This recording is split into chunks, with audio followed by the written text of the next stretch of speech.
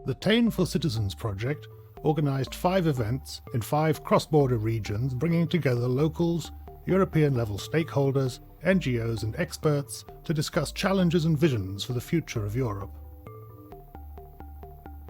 Episode 5.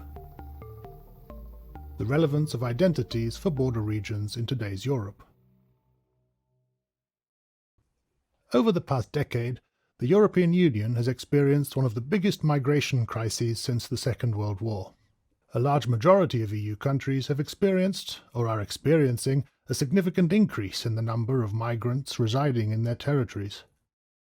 This has led to ever greater numbers of people with distinct cultural, linguistic, ethnic or religious identities taking up residence in different countries, for different reasons and with different levels of permanence.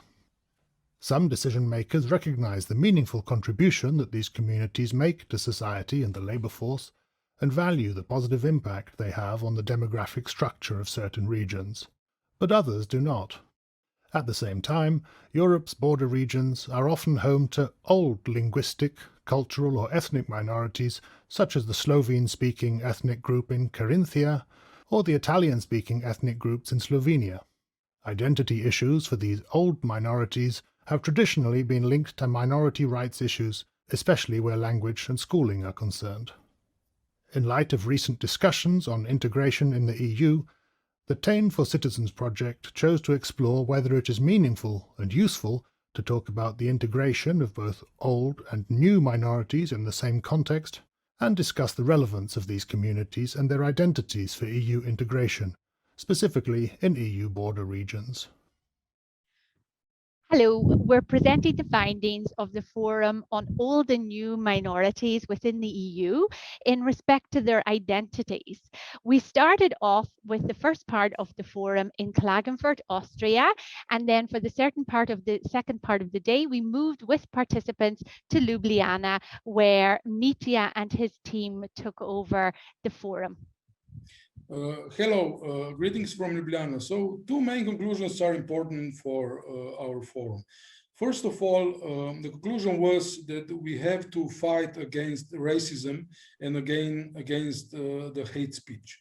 Secondly, as the former Minister of Education of Slovenia, Nepi Kalo, expressed, that we need a new mode of integration of new immigrants in the European Union.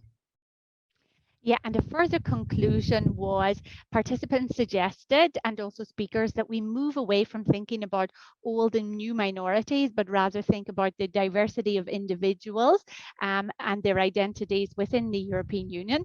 Und noch was Spannendes von Teilnehmenden ist es herausgekommen, dass alle oder die meisten meinten, es wäre gut, eine EU-Sprache zu haben, und diese Sprache sollte Englisch sein. Tako kot en etnik govori v nemškem jeziku, oba skupaj razumemo in govorijo tudi slovensko. Torej, zaključek v slovenščini lahko ta, pravzaprav, da se moramo vsi skupaj boriti za boljšo prihodnost v Evropski uniji. So, thank you, Dankeschön. Hvala.